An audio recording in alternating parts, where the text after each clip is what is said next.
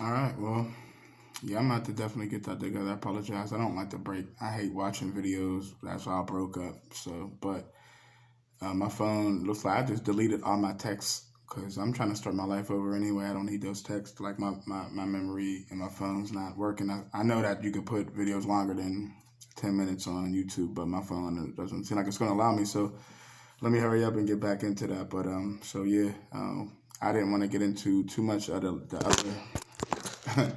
Sorry about that, people. Work shift stuff going on here, man.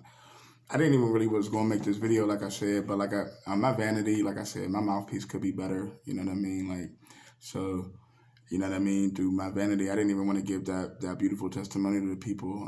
For people that's just catching up to part two, and please look at video number one because definitely, you'll know what I'm talking about. Anyway, let me get back into it though.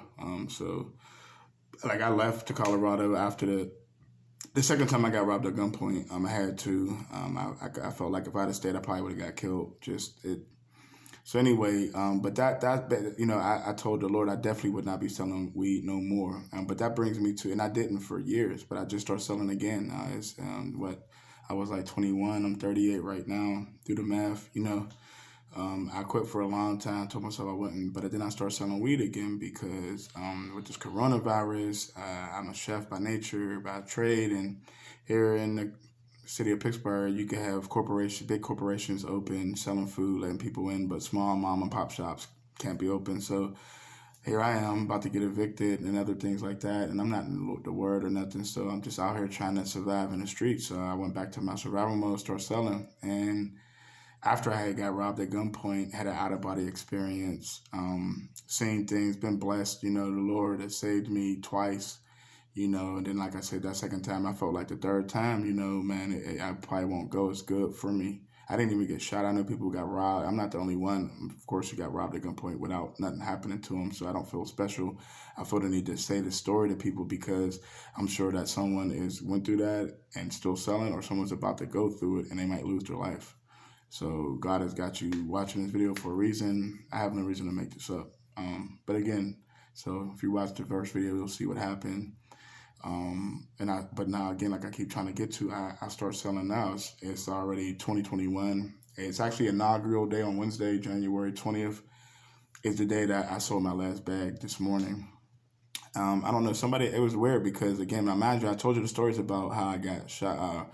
I almost got shot. Somebody tried to kill me basically or harm me to take weed off of me. So so it's the 20th, maybe I want to say like about on the 15th last week, I was at a bar, just talking to the bartender. I used to talk to her, and I'm just getting out of my worldly way. So I was having intercourse with her. She lives right next door to me. She'll come past, give me food, like, you know what I mean? And bring me free drinks. I'm up here playing games, and you know what I'm saying? It was good to have the bartender, anybody been with her. But I'm trying to get out of the autumn way. So, but anyway, at this point last week, I went over to see her, get some drinks, whatever, and there was this guy next to, at the bar, a black dude was on the phone. I'm a nebby person. He had two phones, and one of the phones, he was on it talking to somebody, FaceTime with somebody, and I'm just a nebby person by nature, so I was kind of looking at the girl he was talking to and just all in his business, kind of, sort of, like something about him. I just made me want to look at him, look at what he was doing. So, but I left. Again, the bar is right next to my house, so I could hear everything. Every time they open up during the coronavirus, they're open because when they close, it's always gunshots or somebody fighting or whatever. So I leave. 10 minutes later, I hear gunshots. You know what I'm saying? 4 gunshots go off. You know what I'm saying? And the dude that I said what's up to and was talking to had got shot. I run outside after everything calmed down, after I hit the ground. My ghetto tactics, when you hear a gunshot, that's the first thing we do. We hit the floor. Anyway, once I recovered and seen I was safe, I went outside. I seen he was on there. I went out there. I prayed for him and everything. Told he was going to be okay. He's outside rolling on the ground. It's cold wintertime. You know what I'm saying? The cops are trying to help him out. It's crazy he got shot. But to me, that hit too close to home because, and again, I could tell that was God talking to me. Because that could have been me. He got shot. It was like a drive-by. That could have been me. 10 minutes earlier, I could have walked out that bar. I could have got shot. You know what I mean? I could have got killed and I could have went to hell because I wasn't living right. I'm still not living right, even to this day. So like last night, I was talking to my uncle, and it's funny because he led me to a lot of different scriptures, James chapter 4, verse 7 through 6. And there was another testimony that I was watching that some dude covered, but it was funny. But that my uncle was telling me now mind you, my uncle's anointed. He's my grandma's brother. My grandma's anointed. She's been in the church for more than 70 years. She stayed sanctified for more than 70 years. I could go talk to her about anything. She's had visions of hell, and got me introduced when I was younger to all that.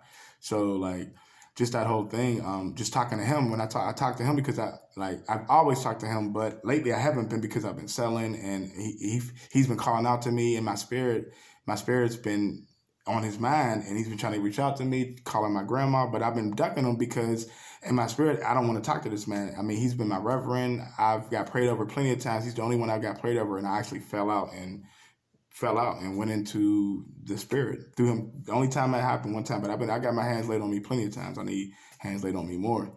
But anyway, so I didn't want to talk to him, but I finally did get in touch with him and stuff. And through talking to him, it just let me see that the devil's trying to trap me up, and I'm gonna mess around and get robbed again, and I'm not gonna make it this time. So but as I'm talking to him on the phone, I'm getting calls for people to get weed, like. And that's when it came to me. Lord's telling me, like, and I felt the devil, and somebody called. He actually lives in my he actually lives in my apartment. So, you know what I'm saying? I just don't want anything terrible to happen to me, but I can feel like what's going on. I can feel the same. And it was the same thing as the first time, where it's like, I only started selling the first time because I couldn't find work. Same thing now, like coronavirus, I can't find work, rent, you know what I'm saying? So I started selling. But again, today, January 20th, I'm not going to sell weed no more. I still got about a little bit of an ounce left. I'm not done with my weed habits. You can see, I mean, I plan on making a lot more videos, and I think you guys will see my progression.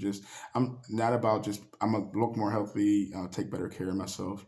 But I see first it starts with my spirit and my heart. So I just wanted to say that, just put that out there, that because I know a lot of people are definitely like selling drugs and just not worried about where they're going in their walk, you know what I'm saying? And I'm not trying to be a hypocrite, because I'm definitely out here in these streets the way I shouldn't be. I know better. I actually got a crown waiting for me in heaven, and I'm going to now work towards that. So I'm gonna cut this short as far as this video and testimony, but I'm sorry I had to. It's actually a part 2 of you know what I mean, the video, but yeah, man, I mean, out of my experience and everything. And then, like I said, like, even now, like, I'm getting out of selling because, like, I can feel in my spirit, and it's wild. Like, the devil trying to, you know what I mean, put me back in my snares. Just people calling me up for all type of sales that wasn't happening when I was selling happily. But now that I'm trying to get out of it, I'm getting all these calls on my cell phone, you know what I'm saying, you know what I mean, to tempt me back in it. And after that last night, I prayed, I stayed up fat, and I'm watching videos and trying to get back into spirit in the Bible.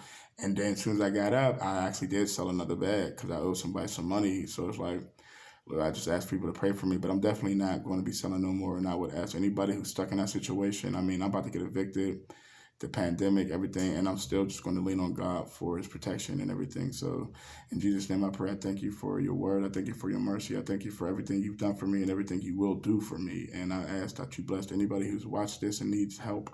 I do plan on making more videos. God bless. All right, now, saints.